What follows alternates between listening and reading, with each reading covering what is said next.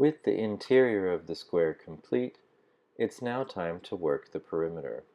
Now, I want my perimeter to be extra sturdy, so I'm just going to run around the perimeter one extra time completely with just one more strand of thread. So I'm just running another strand under each of these tack stitches, and when I reach the other side, then I'll begin the finishing.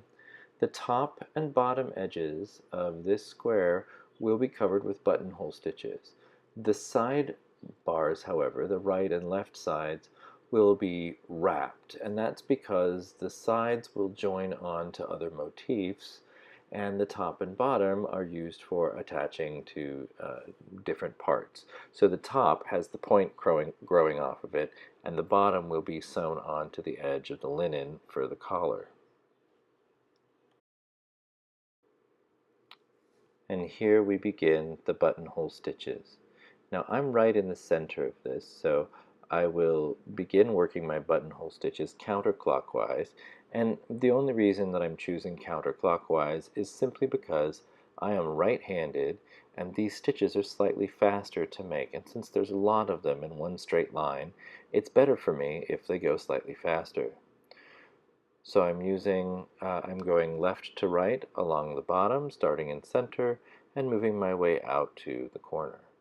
Once I reach the corner, then I'll work my way up the right side of the square with a whip stitch. And then I'll work my way across the top with buttonhole stitches. Now, the buttonhole stitches that go along the top and the bottom don't need to be crammed very close together. You should keep them consistent and regular and visually pleasing, but there's no need to do anything that involves pulling them particularly tight. The tighter you make those stitches, the harder it will be to get the needle and thread through them to stitch them onto the collar. Throughout the process of making this square, we've done plenty of whipping, so I'm not going to force you to watch me whip this entire bar. So we'll skip ahead to a little clip of buttonholes across the top, and then as we work our way down the opposite side, we'll actually join this piece to another point and square made on the same template that was made before.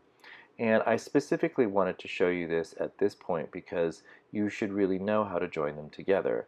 I do have templates where I have multiple points drawn out and I make 3 or 4 at a time. But for most of you beginners, I think doing just one point and one square at a time is going to be the best for honing your skills. So I'll show you how to whip them together in the next step.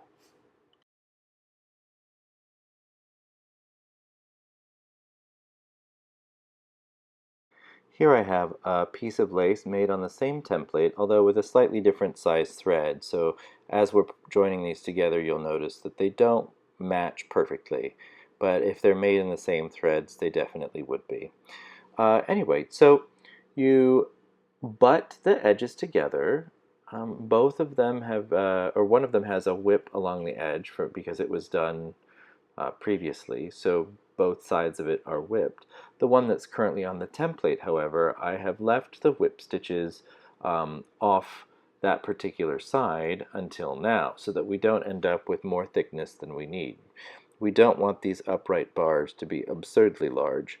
We just want to be able to join them together. So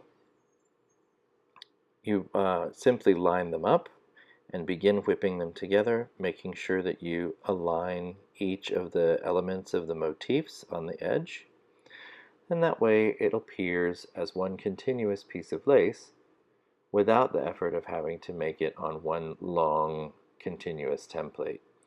You can break the work up into these smaller pieces. In fact, it makes very logical sense to do it this way as well, because then you can have multiple people working on lace that's the same design, creating lace much faster. If, for example, you need to have a piece of lace for like stage or film and you need to make it very quickly, you could theoretically have 4 or 5 lace makers each working on a template like this with 2 or 3 points on it, and once they're complete, they all just get stitched together and you can create a piece of lace much more quickly. Make the group effort to make the lace much more efficient. Now that I'm done whipping along the edge, I'm going to turn and complete the buttonhole stitches that run along the bottom of the square that I'm currently making.